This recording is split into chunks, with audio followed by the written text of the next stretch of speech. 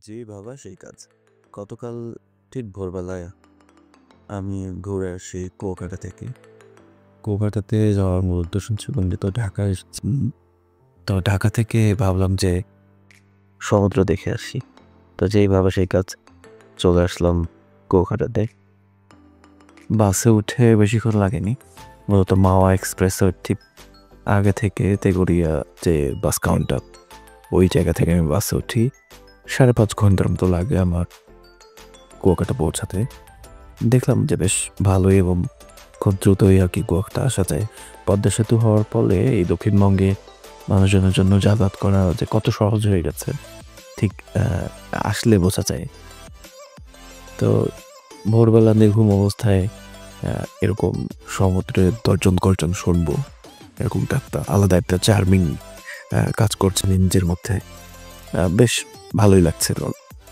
তো সকালবেলা এসে দেখি যে সমুদ্র বেশ গর্জন অনেক বেশি। মনে হচ্ছিল কিছুটা নিম্নচাপের প্রভাব আছে।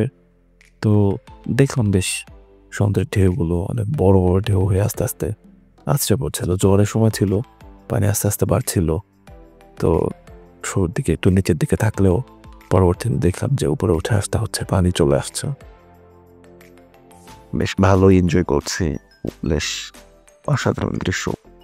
আকাশ এবং সমুদ্রের চেয়ে মিশে যাওয়া, একদম নিরাকার হয়ে যাওয়া, সমুদ্রের পাড়ে আসলে ঠিক এরকমটা অনুভব করা যায়। আমার মনে হয় মন ভালো করার জন্য সবারই সমুদ্র ভ্রমণ করা উচিত। সমুদ্রতে গোসল করা উচিত, সমুদ্রতে বসে থাকা উচিত। তো আমি কলকাতাতে আসলে এর আগে যখন এসেছিলাম তখন আ সূর্যোদয় দেখতে বেশ ভালোই লাগছিল। তখন বন্ধুরা ছিল। হাবিব, আতোয়ার, শাহাব, তারপর আদিব ভাই, নাজমুল হোসেন, পিয়াল ভাই। তো সবাই মিলেই আর কি বেশ ভালোই লাগছিল। সেবার আমি সূর্যাস্তও দেখেছিলাম। বেশ মজার একটু সময় কেটেছিল ২০১৯ সালে। ২০১৯ এর পরে এই ২০২৫ এ আসা বেশ, বেশ অসাধারণ।